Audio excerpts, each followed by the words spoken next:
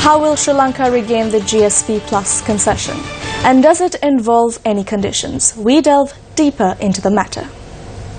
The EU's Generalized Scheme of Preferences or GSP allows developing countries to pay less or no duties on their exports to the EU and gives them vital access to EU markets and contributes to their economic growth. The scheme covers around 7,200 Sri Lankan products which can enter the EU duty-free. Sri Lanka was awarded GSP Plus following the 2005 tsunami devastation. It was awarded for a period of 3 years which ended in 2008.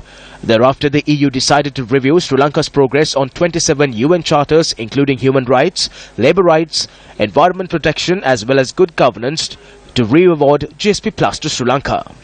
The previous government did not support it, and the EU, following the review, released an interim report followed by a final report and decided to terminate GSP Plus with effect from the 15th of August 2010. Professor J.L. Pires received a letter from the European Commission on the 17th of June 2010 noting that GSP Plus concessions to Sri Lanka end in another 6 months and called Sri Lanka to act on it. However, they said they do not need it and threw it away. We are once again receiving it after the establishment of good governance, followed with the 19th Amendment to the Constitution, strengthening democracy of the people and several other reasons. With the incumbent President Maithripala Sirisena coming into power, a program was launched to regain the GSP Plus. During his visit to Germany, the President requested German Chancellor Angela Merkel to assist Sri Lanka in regaining the GSP Plus concessions. The German Chancellor promised the President that Germany would support Sri Lanka's request. In the recent time, President Maithripala Sirisena took monumental decisions with regard to many sectors including human rights, labour rights, environmental protection and good governance. As a result of this, yesterday the European Commission proposed to restore GSP Plus. The EU expects a certain degree of commitment from Sri Lanka with regard to 27 different sectors inclusive of human rights, good governance, environment and labour in order to restore GSP Plus. Some call it as betraying the sovereignty of the nations. The proper implementation of the labour laws will benefit the working masses. The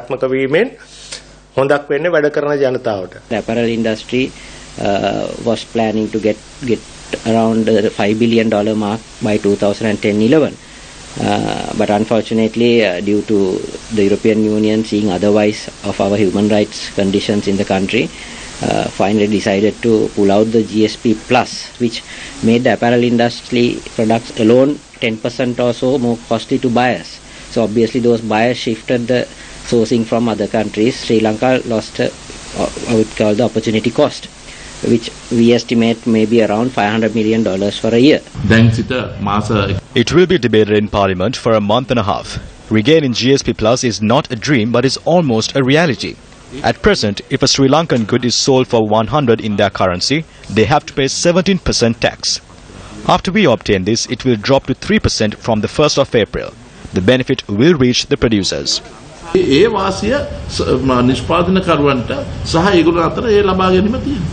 Are there any conditions? There are no conditions.